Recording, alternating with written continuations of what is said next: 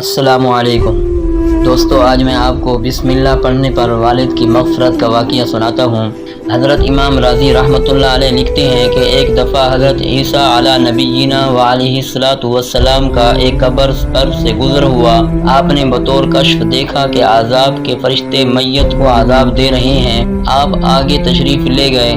اپنے کام سے فارغ ہو کر جب دوبارہ آپ کا گزر ہوا اس قبر سے، تو آپ نے دیکھا کہ اس قبر پر رحمت کے فرشتے جمع ہیں اور ان کے پاس نور کے طبق ہیں۔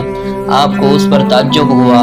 آپ نے نماز پڑھی اور اس واقعے کی حقیقت معلوم کرنے کے لیے اللہ تعالیٰ سے دعا کی۔ اللہ تعالیٰ نے وحی بھیجی، فرمایا: اے عیسیٰ، یہ بندہ گناہ گار تھا اور جب سے مرا تھا عذاب میں گرفتار تھا۔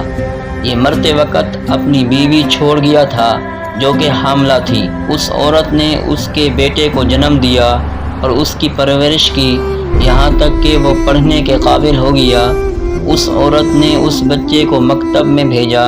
استاد نے اسے بسم اللہ الرحمن الرحیم پڑھائی۔ بس مجھے اپنے بندے سے حیا آئی کہ میں اس کو آگ کا عذاب دوں زمین کے اندر، اور اس کا بیٹا میرا نام لیتا ہے زمین کے اوپر۔